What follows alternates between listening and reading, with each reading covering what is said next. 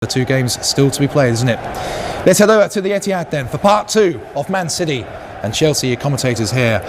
Riyad Mahrez scored in that as well, as he did in the Premier League game on Thursday evening. So it's another battle of the Blues, Stuart. Certainly is. And Chelsea actually played well in that game in the Carabao Cup, particularly in the first half. Man City eventually won the game, but it was very tight.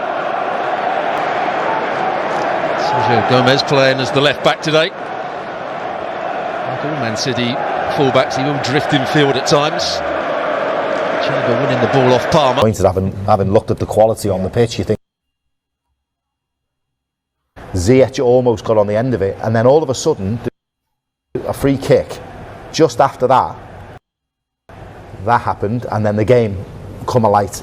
It's a kind of game that needs a goal. It was Man City who then went on, got the second, got the third, and yeah, it's worrying for Chelsea, because the manner in which they're playing, the body language, it just doesn't look good. I don't know what he's thinking here. You've got no chance. Anything like this, you can't. There's cameras everywhere looking for it. It's 100% penalty. What was he thinking there, Havertz? And you could see the manager when he looks at the screen. He's thinking, what is he doing? If you can't get it, you know, just try and put a tackle in. Try and put him off if you can, but don't lead with your hand. I don't know what you're thinking there at all. But the only thing as well with what Jason's saying, as dominant as what Liverpool and Manchester City have been over the season, which is good, the other teams are catching up now.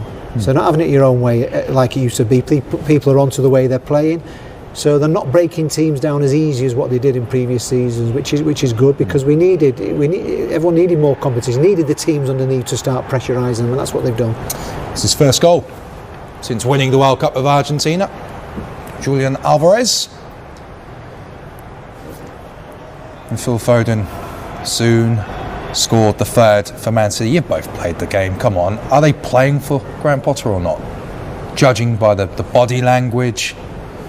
But tactically, listen, for 23 minutes, tactically, you're going to have to say they contained Manchester City. But I always think it's more of Manchester City, the way they play. They can be sloppy sometimes, they can be slow and a bit predictable, but then they've got another 2 or 3 gears, and that's what happened.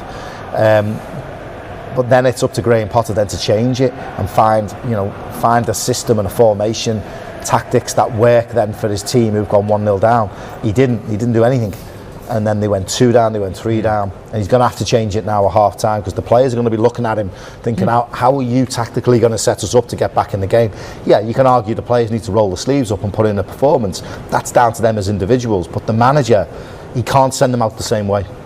Can't. They'll get punished, because City and Guardiola, they'll want more and more and more. He won't let them take the foot off the gas. But you look at Chelsea there, who have they got to bring on? It's going to really affect the game for them. I mean, who is it? Zakaria in midfield, who had a good game in midweek. Why don't you have a word with these players and say, right, it's down to you now, you've got to sort it out. You've got to turn something round. You've got to get on the ball. You show me the character, what you've got now.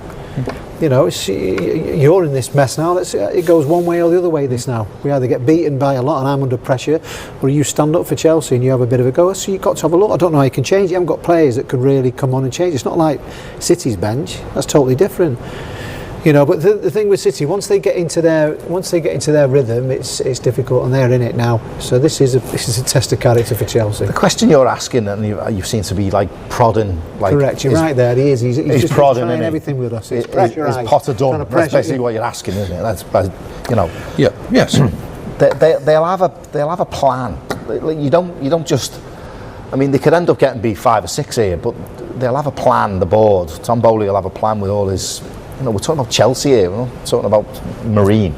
It's Chelsea, so there's a blast from the past there. Not wrong. So they won't all of a sudden go, oh, we've been beaten 6. That's it. We're going to sack the manager. They'll know, you know, they'll know what their aim is, and it might be a long-term thing. I mean, Nick doesn't think he'll get sacked.